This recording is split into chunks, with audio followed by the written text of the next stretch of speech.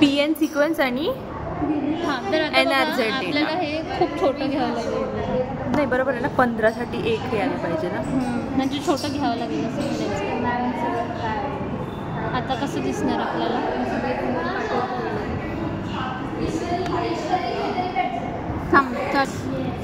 मन वैष्णवी की हे बघायचं आहे आपल्याला. इकडे सर एका NRZच्या एका बिटमध्ये आपल्याला 15 बिट ऑफ PN सिक्वेन्स दिसले पाहिजे, तर ते काउंट करायचे. इथपासून चालू होत आहे. दिस इज 1 2 3 4.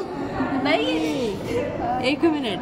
1 2 1 2 नाही, हा 0 आहे. इथे नाही, इथपासून चेक करू ना. हो ना, मग 1 1 0 1 0 1 1 0 0 1 0 0 0 असं आहे. 4 टाइम्स परत 0. परत चेक कर आता. ओके. 1 1 1 1 हे 2 आहे. हो. 1 1 हा हे छोटी 0 0 1 1 0 परत 0 थोडी आहे. हा परत 0. 1 2 3 4 5 6 7 नाही. 1 1 1 0 1 0 जास्त येत आहे. 30 येतात. मग मी 30 साठी पण काहीतरी सांगितलेलं. लाईक इथे मग आपले 2 बीट्स असतील NRZ. हा 1 1 असेल तो. पुढे बघ. हा हे 2 बिट आहे, बट यात तर हे आलं पाहिजे ना. एवढ्या बिटमध्ये तर पूर्ण आलं पाहिजे असं. 15 असतील ना 15. मग बघ ना त्याच्या हाफ मध्ये बघ. करेक्ट. हे बघ 1 1 0 1 0. मग तेच मग तुम्ही 1 1 बोलले ना.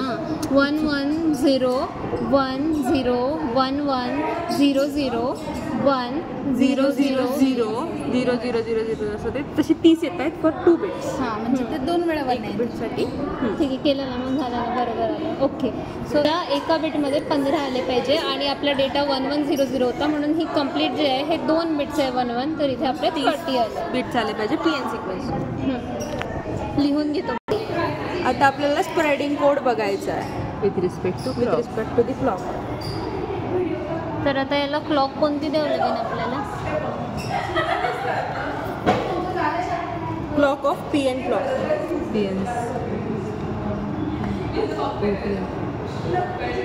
PN क्लॉक सोबत आपण स्प्रेड कोड मिक्सरचा बघणार आहे.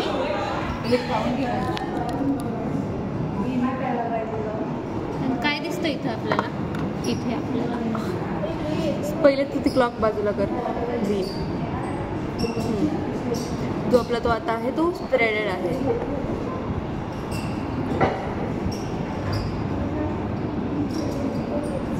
काय दिसतं काय पण आपल्याला इथे? काय दिसतं?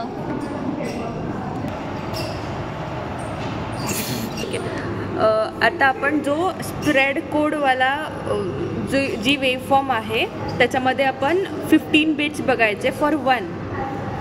इफ आपला डेटा 1 असेल तर तो will be same as that of the PN code. आणि जर वी हॅव 0 तर ते त्याचं इन्व्हर्ट होणार. 1च्या जागी 0 0च्या जागी 1. आणि आता हे जे एवढं मोठं आहे हे 2 1 आहेत.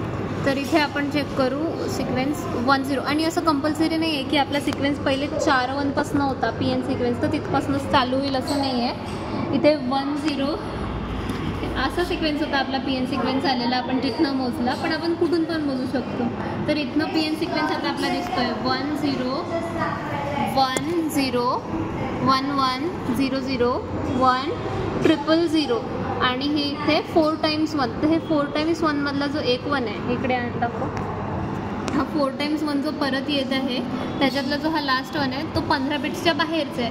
मग 1 आल्यानंतर आपल्याजवळ परत 0 येत आहे. म्हणजे इथून हा कोड परत रिपीट होत आहे. हा सिक्वेन्स असा इथपर्यंत पूर्ण 2दा रिपीट झाला आहे कारण आपले 2 1 होते. 2 1 होते. आणि मग इथं आता सिक्वेन्स इन्व्हर्ट झाला आहे. आधी आपला 1 0 होता, आता 0 1 0 1 0 0 1 1. आता आपण इथे चिप टाईम बघतो. चिप टाईम म्हणजे हा जो PN सिक्वेन्सचा एक बिट असणार आहे त्याचा बिट टाईम बघायचा, तो टाईम बघायचा. That will be chip time and which comes equal to 11.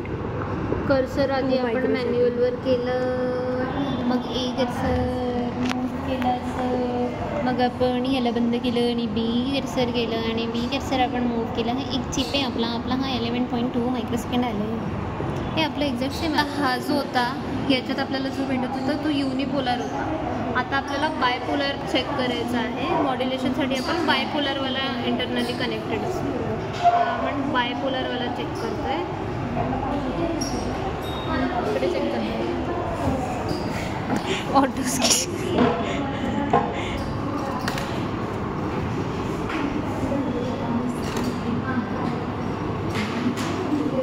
तुम्ही इथे बघू शकता ही जी 0 येल्लोवाली वेव आहे, the origin start from the middle.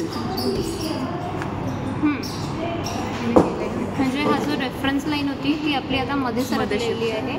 तर हे बायपोलरमध्ये कन्वर्ट झालेलं आहे आणि हे तेच 2 बीटसाठी ते बघत बसत. हे 10101100 ब्ला ब्ला ब्ला इथपर्यंत सेम आलं आहे. ठीक आहे. 00011 आलं आहे का?